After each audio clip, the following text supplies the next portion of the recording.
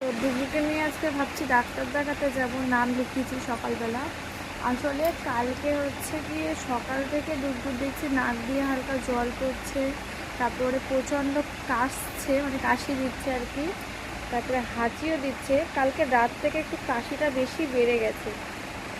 তো তারপরে এমনি দুপুরবেলার দিকে হালকা একটু জ্বর, মানে জ্বর বলতে কীরকম, মানে ওই 98.9 অবধি এসেছিলো, তার বেশি বাড়েনি।